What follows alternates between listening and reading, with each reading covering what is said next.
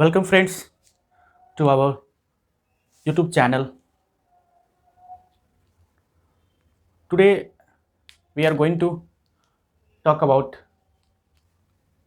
blood group and RH antigen. So let us know कि why blood group is required, मतलब कि blood group की requirement क्यों होती है.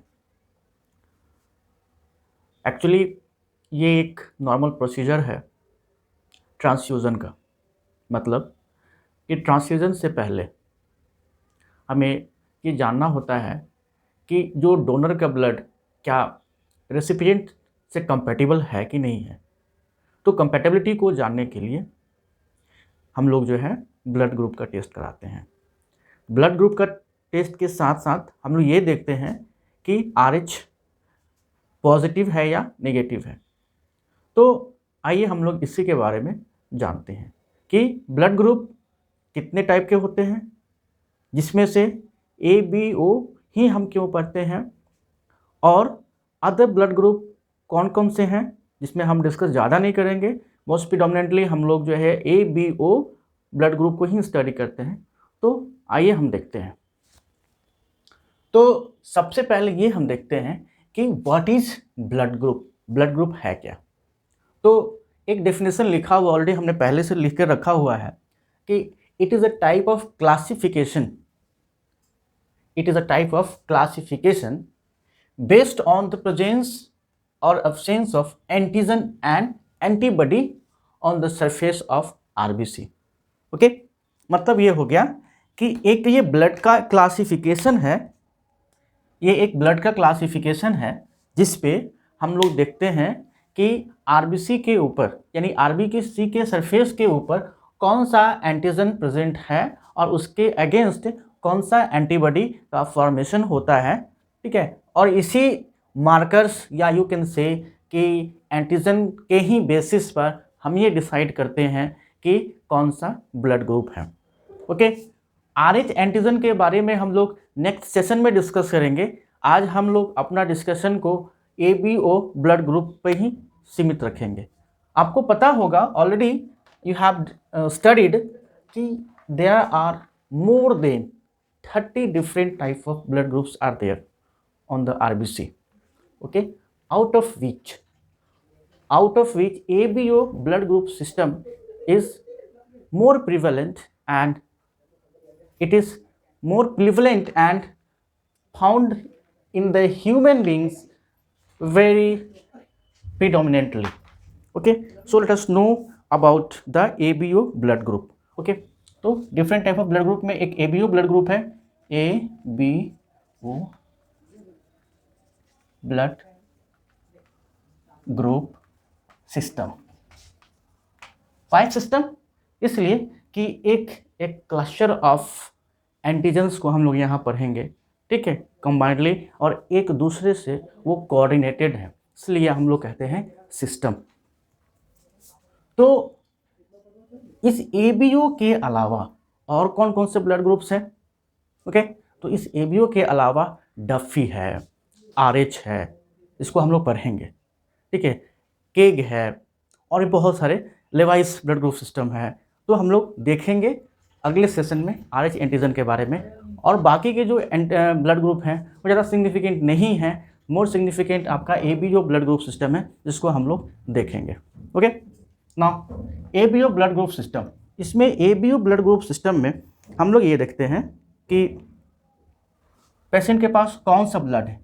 इसकी पॉसिबिलिटीज़ क्या हो जाएगा, AB एंड O. ओके, तो इसमें ये पॉसिबिलिटीज़ बनता है A blood group, B AB and O. RH के बारे में हम लोग अगले सेशन में पढ़ेंगे. RH भी एक एंटीजन होता है. एंटीजन को डिनोट करते हैं capital A small g. Okay, तो इसमें हम लोग या तो उस RBC के सरफेस के ऊपर RH एंटीजन होगा या फिर नहीं होगा. होगा तो प्लस कहेंगे प्रेजेंट, और माइनस कब कहेंगे, जब अब्सेंट होगा. ठीक है, नाउ लेट अस कम. अब ये होता है कि अब मान लेते हैं हम कि इसकी रिक्वायरमेंट पहले हम ये देख लेते हैं कि ये ब्लड ग्रुप की रिक्वायरमेंट कब होती है। तो जैसे ही कोई पेशेंट, ऑब्वियसली है जिसको रिक्वायरमेंट होगी वो पेशेंट ही होगा, तो जैसे ही कोई पेशेंट या एनीमिक हो, यानी सीवियर एनीमिक हो, या फिर उसको एक्सीडेंट हो गया जिसमें से ज़्यादा ब्लड लॉस हो गया है, तो उसको इमीडिएट ब्लड की रिक्वायरमेंट होती है।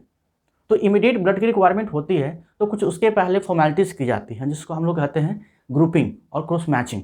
क्रॉस मैचिंग कहने का मतलब हो गया, ग्रुपिंग कहने का मतलब ये हो गया कि हम लोग ये देखते हैं कि जो डोनर का ब्लड है वो रेसिपिएंट से कंपैटिबल है कि नहीं। कंपैटिबल इन द सेंस कि ये होता है कि इसमें हम ये देखते हैं कि क्या जो डोनर का ब्लड ग्रुप है रेसिपिएंट के साथ मैच करता है कि नहीं। सपोज मान लेते हैं किसी के पास ए ब्लड ग्रुप है, यानी ए पॉजिटिव है, ए पॉजिटिव भी हो सकता है, ए नेगेटिव भी हो सकता है। ए पॉजिटिव कहने का मतलब ये हो गया कि ब्लड ग्रुप में एबीओ ब्लड ग्रुप सिस्टम में उसके पास एक ब्लड ग्रुप है, और आरएच के लिए होता है मगर पॉजिटिव है तो चलिए एंटीजन पॉजिटिव है। ओके, अब उसके पास एंटीजन पॉजिटिव है, आरएच एंटीजन पॉजिटिव है, तो इसका मतलब ये हो गया कि उसको विसी टाइप का ब्लड चाहिए जो ये ए के साथ तालमेल करता हो।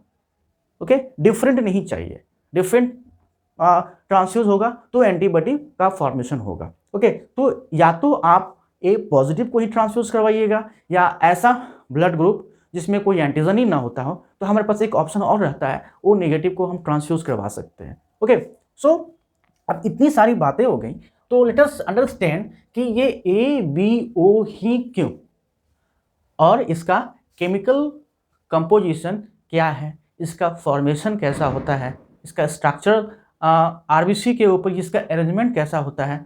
ओके, तो हम इसको देख लेते हैं। सो उसके बाद हम लोगों को फिर समझने में आसान हो जाएगा कि ए बी और उसका जीनोटाइप का क्या कंडीशन है, और फिर वो फिनोटाइप में कैसे रिप्रेजेंट करेगा।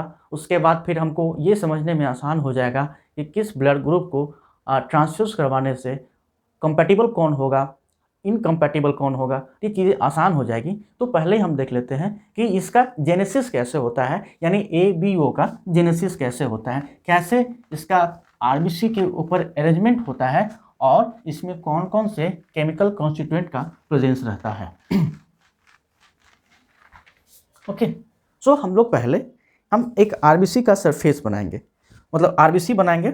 ओके, और एक हम बनाते हैं haematopoietic stem cells, haematopoietic stem cell जो कि न्यूक्लिएटेड आरबीसी रहेगा। Okay, mature RBC is non nucleated, but haematopoietic stem cells यानी मैच्योर आरबीसी इज न्यूक्लिएटेड, जहाँ से बहुत सारे जेनेटिक ट्रांसलेशन होता है और फिर उसका जो है प्रोटीन बनता है, और डिफरेंट एक्टिविटीज़ में प्रोटीन इन्वॉल्व होते हैं। सो पहले हम स्ट्रक्चर बनाते हैं आरबीसी का। लेट अस सी, हम देखते हैं हमारे पास ब्लड ग्रुप सिस्टम में पॉसिबिलिटीज़ कितने हैं, यानी 4 तरीके का हमारे पास ब्लड ग्रुप होता है फिलहाल। ओके, इसके अलावा भी है, जो कि हम लोग एबीओ पढ़ रहे हैं, तो हम लोग एबीओ की तरफ कंसंट्रेट करेंगे।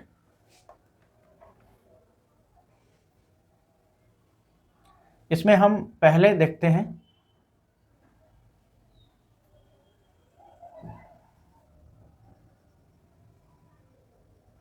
ये एक आरबीसी है, हम पूरा आरबीसी नहीं, ये सिर्फ एक नीचे का सरफेस बना रहे हैं ए, इसको हम कह देते हैं ए ब्लड ग्रुप।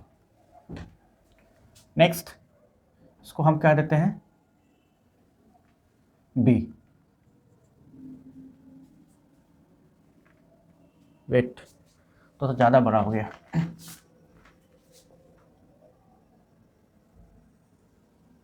ये हो गया बी, ए बी और ओ। ओके, अब ये देख लेते हैं, अब ये ए का मतलब क्या हुआ। ए का मतलब ये हो गया कि इसके सरफेस के ऊपर कोई ए एंटीजन है।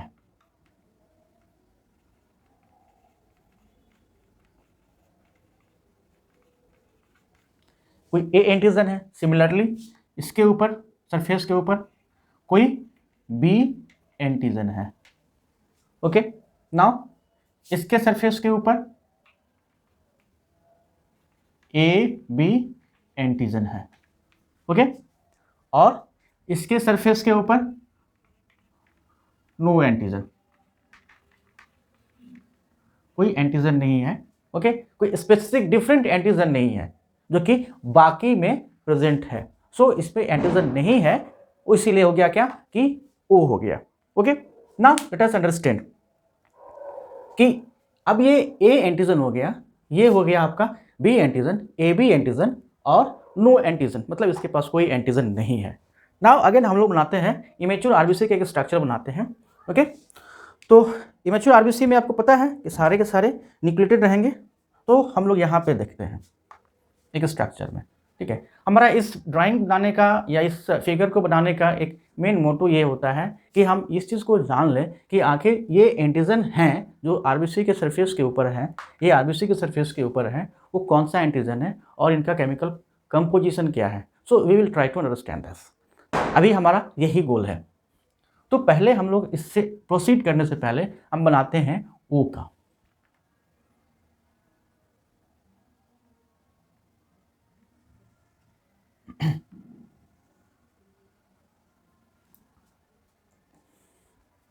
क्योंकि न्यूक्लिएटेड है,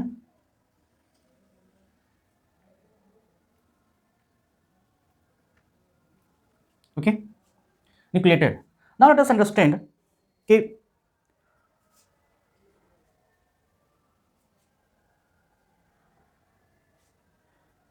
अब यहाँ पे क्या होता है कि एक ऐसा एंजाइम होता है जिसको हम कहते हैं फिकोजाइल ट्रांसफेरेज। फिकोजाइल ट्रांसफेरेज ये एक एंजाइम है जो क्या करता है कि इसके ऑलिगोसैकेराइड एंड पे ये बाइंड करता है, ऑलिगोसैकेराइड एंड पे बाइंड करता है, जो कि सबके साथ कॉमन है, ओके। तो सबके साथ कॉमन है, बट प्रॉब्लम ये है कि इसका जो सिंथेसिस होती है अदर देन आरबीसी, ये आरबीसी के सरफेस के ऊपर एब्जॉर्ब हो जाता है थ्रू सर्कुलेशन, ओके। तो इसका जो फॉर्मेशन होता है ये म्यूकोजा एपिथेलियम से होता है, ठीक है। वो म्यूकोजा एपिथेलियम से होता है which is present on chromosome number 19।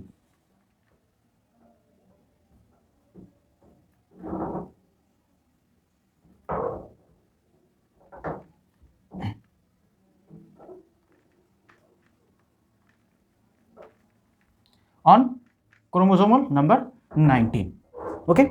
अब ये क्रोमोसोम नंबर 19 पे प्रेजेंट रहता है। तो इसका जो जीन होता है that is called as Lewis gene, okay. Lewis gene किस लेवाइस जीन होता है इसके क्रोमोसोम नंबर 19 पे, ठीक है। और सबसे इंपॉर्टेंट बात ये होती है कि ये जो लेवाइस जीन है, लेवाइस जीन या लेविस जीन कह सकते हैं, इसका 2 एलील है। इसका क्या है? 2 एलील है, दैट इज कॉल्ड एज, वो 2 एलील है, मतलब ये हो गया कि gene is the same, okay, Lewis gene, but it has 2 allele, that is FUT2 and FUT3, okay, FUT2 and FUT3, मतलब हो गया फ्यूकोजाइल ट्रांसफेरेज 2, मतलब ये हो गया कि ये जो ऑलिगोसैकेराइड्स के ऊपर बाइंड करेगा उसका जो है ग्लूकोज के जो कार्बोहाइड्रेट का जो रेसिड्यूज होगा उसका 1 to 2 डायरेक्शन, यानी ग्लूकोज का कार्बन नंबर 1 और फ्यूकोज का कार्बन नंबर 2 पे वो बाइंड करेगा, एक दूसरे से वो बाइंड करेगा। सो ये 2 डिफरेंट एलील होता है of gene which is encoded by gene, that is called as FUT2 and FUT3, FUT2 and FUT3। 3 कहने का मतलब होता है जो बाइंडिंग होगा वो अल्फा 1,3 बाइंडिंग होगा, ग्लाइकोसिडिक लिंकेज बाइंडिंग होगा, ओके। तो अब ये क्या होता है कि ये क्रोमोसोम नंबर 19 है, तो उससे क्या होता है ट्रांसलेशन होता है और ये एक प्रोटीन का फॉर्मेशन करता है, एक एंजाइम का फॉर्मेशन करता है, इसको कहते हैं हम लोग फ्यूकोजाइल ट्रांसफेरेज।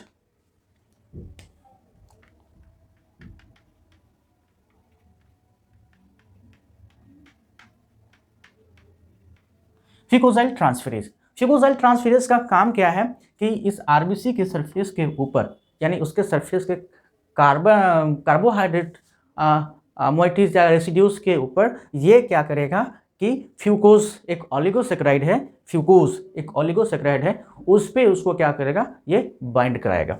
ओके, तो पहले हम ये देख लेते हैं कि ये इसका सरफेस के ऊपर इसका अरेंजमेंट कैसे रहता है। ओके, तो ये हो गया आपका अरेंजमेंट रहता है ग्लूकोज सरफेस के ऊपर, जो कि सबके साथ वो कॉमन रहता है। Then galactose, D galactose, then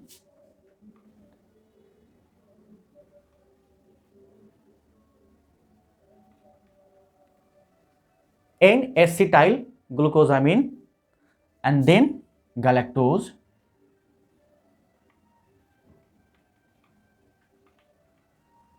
ये इस तरीके से ये अरेंजमेंट रहता है गैलेक्टोज। और फिर ये क्या करता है कि ये जो आपका एंजाइम है, ये फिकोजाइल ट्रांसफेरेज, ये क्या करता है कि ये गैलेक्टोज के कार्बन नंबर कौन सा 1, ओके, ये गैलेक्टोज के कार्बन नंबर 1 से अल्फा साइड से, गैलेक्टोज के कार्बन नंबर 1 से और फ्यूकोज का कार्बन नंबर 2, यानी अल्फा 1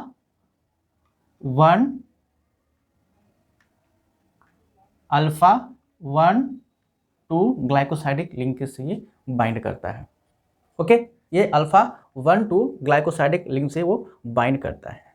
और ये जो स्ट्रक्चर है, ओके, ये जो स्ट्रक्चर है, ये जितने भी ब्लड ग्रुप हैं, ए हो, बी हो और ए बी हो, इसमें ये कॉमन रहता है। कॉमन रहता है इसीलिए क्या होता है, इसमें अलग से कोई एंटीजन नहीं है, तो दैट्स वाई इसको हम लोग कहते हैं ओ एंटीजन।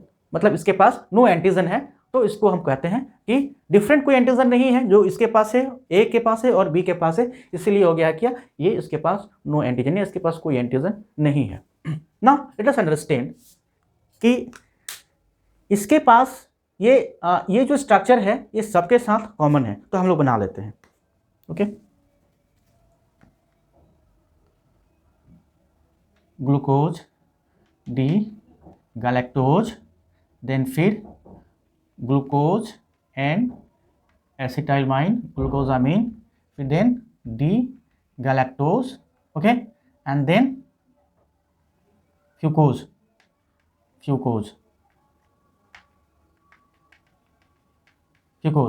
इसमें से अल्फा 1 2 लिंकेज है।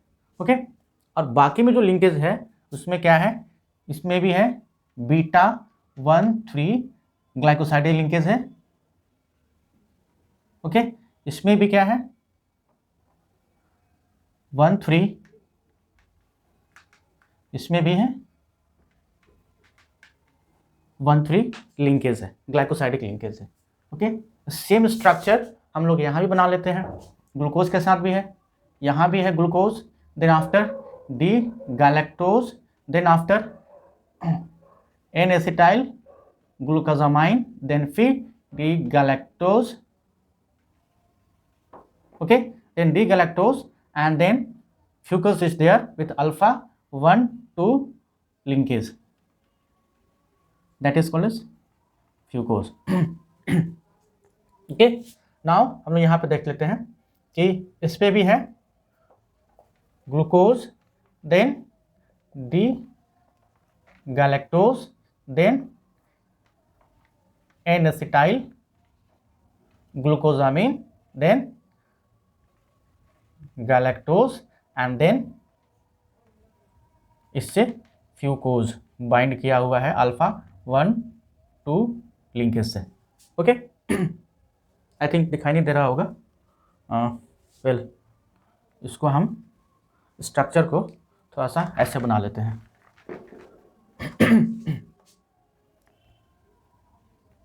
Glucose, D galactose, then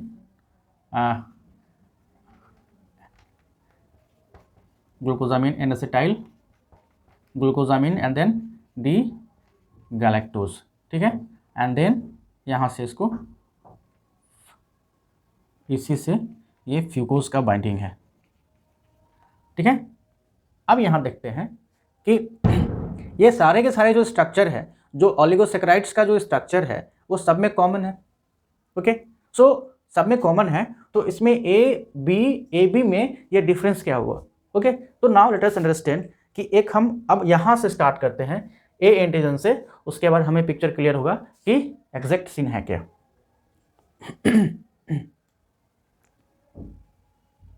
okay, इसके पास दो होगा, आपके पास स्ट्रक्चर होगा, यू कैन से ग्लूकोज, क्योंकि एक ए के लिए होगा और एक बी के लिए होगा, ये दोनों अलग डिफरेंट होगा। ओके, तो ये होगा D galactose, then glucose N acetyl and then galactose and then इसके साथ फ्यूकोज बाइंड करेगा। Okay, clear. Okay, now let us understand. फिर से हम लोग यहाँ पे स्ट्रक्चर बनाते हैं आरबीसी का, सॉरी इस पे आरबीसी का है, हेमेटोपोइटिक स्टेम सेल जो इमैच्योर है।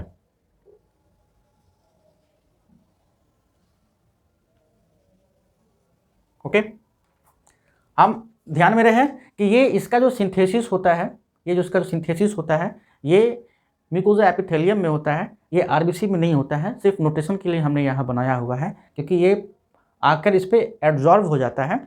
सेम यहाँ भी हम लोग करेंगे कि सपोज मान लीजिए कि क्रोमोसोम 19 है ये क्रोमोसोम 19 है, ठीक है, ये क्रोमोसोम 19 है जो कि हमारे पास आ रहा है, ट्रांसलेट होके आ रहा है।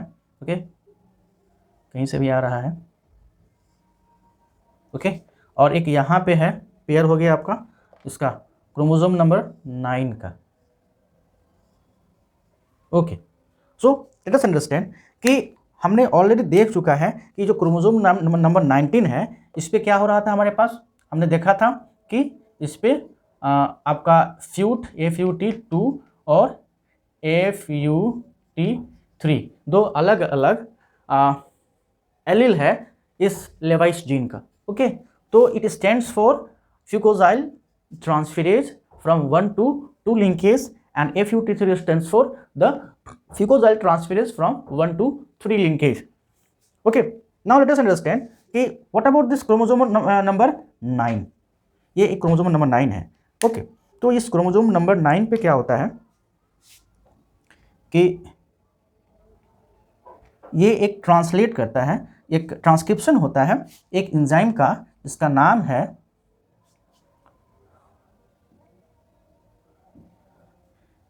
N acetyl galactosaminyl transferase. Okay, ये एक एंजाइम का ट्रांसक्रिप्शन होता है that is called as N acetyl galactosaminyl transferase. Okay, तो इसका क्या काम है, इसका काम ये है कि जो ओलिगोसैकेराइड है एन एसिटाइल गैलेक्टोसामिन, वो उसको ये ट्रांसफ़र करता है किस पे, ऑब्वियसली है गैलेक्टोज पे करेगा, at the terminal part of the galactose. Okay, so let us understand. So let us understand कि इसमें क्या है। तो ये क्या करेगा कि ये N acetyl galactosaminyl transferase is a 330 amino acids enzyme, मतलब इसका जो फॉर्मेशन हुआ है 330 अमाइनो एसिड से बना हुआ है। ओके, एंड इसका फंक्शन क्या है, to transfer N acetyl galactosamine on the surface of the RBC to which is attached with, किससे अटैच होता है, डी गैलेक्टोज से। ओके, तो हम लोग जो है एक इसको हम लोग शॉर्ट में कह सकते हैं कि शॉर्ट में इसको हम कह सकते हैं गैलेक्टोसामिन एन एसिटाइल, GALNA। ओके, तो हम लोग क्या करेंगे इससे, क्या करेगा ये एंजाइम एन एसिटाइल गैलेक्टोसामिन ट्रांसफेरेज के थ्रू ये एन एसिटाइल गैलेक्टोसामिन को क्या करेगा, ये इसके आरबीसी के सरफेस के ऊपर वो ट्रांसफ़र कर देगा इस एंजाइम के थ्रू। ओके, तो ये now this is transferred to this area.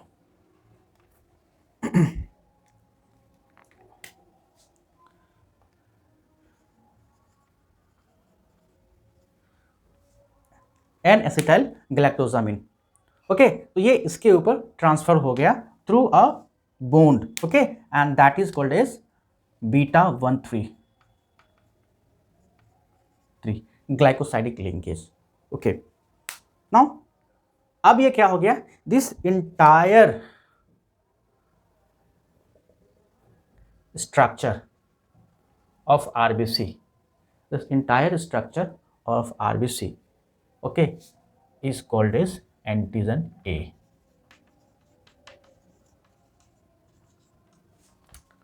Same B के साथ भी है, बट यहां पे कंडीशन थोड़ा सा डिफरेंस है, यहां पे कंडीशन थोड़ा डिफरेंट है। हम एक्चुअली स्पेस नहीं है, इसको हम लिख लेते हैं,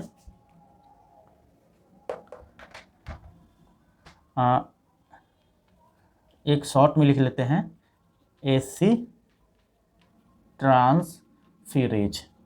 ओके ओके, ना हम सेकंड पे चलते हैं आपका एक ब्लड ग्रुप बी के ऊपर। ओके, सो एक स्ट्रक्चर यहाँ भी हम बनाते हैं वैसा ही, छोटा सा स्ट्रक्चर बनाते हैं, ऑलरेडी हमने ये डिस्कस कर चुका है ब्लड ग्रुप ए में। तो सिर्फ इंडिकेटिव पर्पस के लिए। Okay, so again here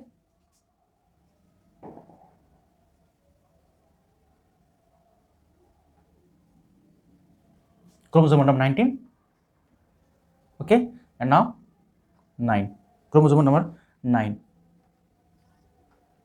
okay, सो 9 क्या करेगा, 19 तो हमने देख लिया है, वही FUT थ्रू FUT3 सेम बनाएगा, FUT2 FUT3 जो इसका डिफरेंट एलील है, जनरली FUT2 का ही जो फ्यूकोज का जो होता है ना, इसके 1-2 लिंकेज पे ट्रांसफर करता है।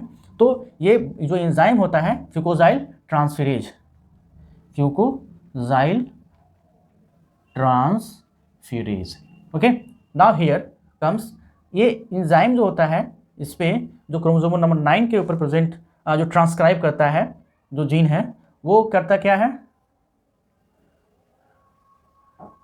गैलेक्टोसाइल ट्रांसफेरेज, मतलब ये गैलेक्टोसाइल ट्रांसफेरेज, ठीक है, क्या ट्रांसफर करेगा, गैलेक्टोज ट्रांसफर करेगा ये इसके टर्मिनल पे। ओके, तो हम लोग ये देख लेते हैं कि with the help of this galactosyl transferase ये गैलेक्टोज मोइटी को ट्रांसफर करता है इस पे, गैलेक्टोज पे ही। तो हम लोग यहाँ पे फिर देख लेते हैं बीटा 1,3 में ये गैलेक्टोज को वो ट्रांसफर करता है, और दिस कम्प्लेक्स ऑफ स्ट्रक्चर, ये जो स्ट्रक्चर कम्प्लेक्स है, इसी को हम कहते हैं antigen B. Okay, now A B में भी कुछ ऐसा ही है, इसको हम थोड़ा सा स्पेस के लिए फ्यूकोजाइल ट्रांसफेरेज यहां लिख देते हैं, फ्यूकोजाइल ट्रांसफेरेज। ओके, नाउ स्पेस बन जाएगा हमारा।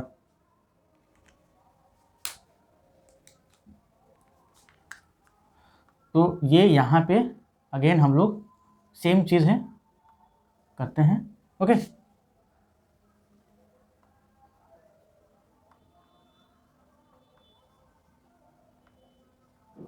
ओके, अगेन यहाँ से हो जाएगा क्रोमोसोम नंबर 19 से फ्यूकोजाइल ट्रांसफेरेज,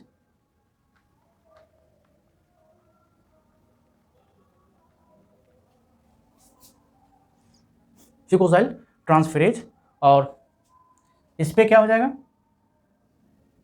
क्योंकि यहाँ पे क्या है, ब्लड ग्रुप ए और बी दोनों है, ब्लड ग्रुप ए और बी का एंटीजन दोनों है। ओके, तो ऑब्वियसली है कि इसका जो होता है जो क्रोमोसोम 9 पे है, ठीक है, तो उस पर जो अलग अलग एंजाइम था, जिसमें पहले कौन सा था, N acetyl galactosamine transferase, N acetyl galactosaminyl transferase, जो क्या करेगा कि एन एसिटाइल गैलेक्टोजामिन को गैलेक्टोज के सरफेस के ऊपर 1,3 लिंकेज ग्लाइकोसाइडिक बीटा 1,3 लिंकेज से वो इसके ऊपर अडहेयर करेगा, अटैच करेगा। ओके, और दूसरा जो है इस पर क्या करेगा कि ये ग्लैक्टोजाइल ट्रांसफेरेज ये जो एंजाइम है वो क्या करेगा कि ये दूसरे एंड पे ये गैलेक्टोज कार्बोहाइड्रेट जो है ये इसके ऊपर बाइंड करेगा। ओके, सो ये देखते हैं हम लोग बाइंड करते हैं। एक यहाँ पे हम कहीं पे बाइंड करा देते हैं, ये आपका बाइंड कर गया आपका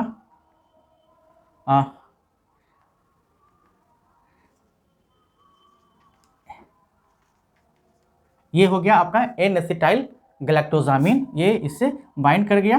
ओके, और ये ऑब्वियसली है कि बीटा 1,3 लिंकेज हो गया, ग्लाइकोसाइडिक लिंकेज हो गया।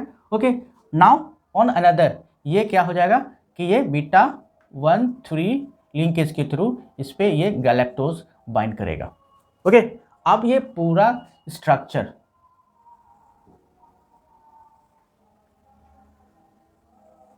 ये जो पूरा स्ट्रक्चर है उसको हम लोग कहते हैं एंटीजन बी,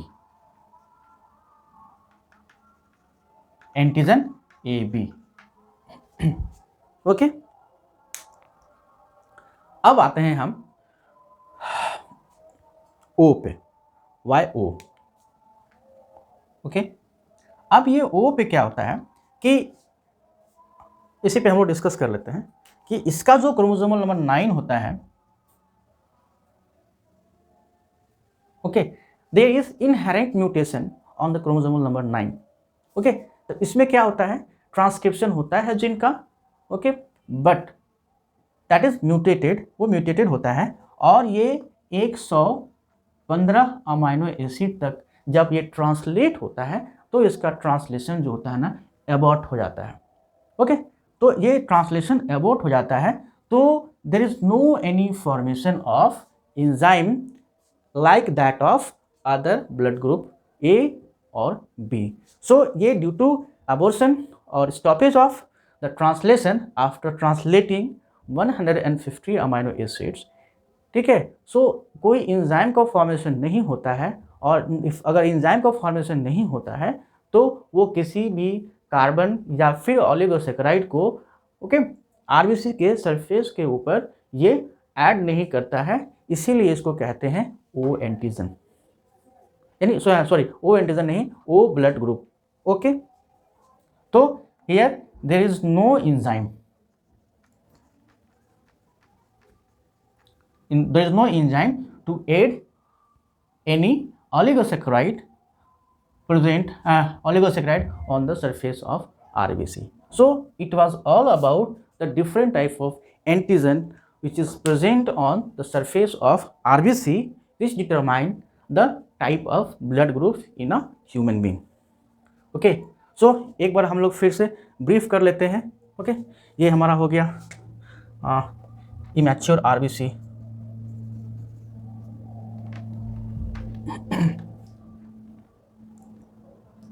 ओके, सो एक बार स्ट्रक्चर आप देख लीजिए, स्क्रीनशॉट ले लीजिए, और हम ये देख लेते हैं एक बार फिर से हम लोग डिस्क्राइब कर लेते हैं। Okay, then after we will close the session.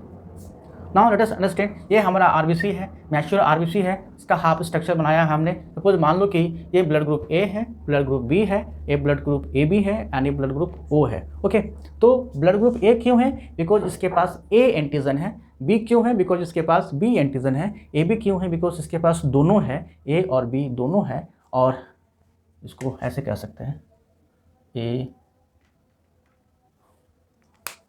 इसको एक मिनट,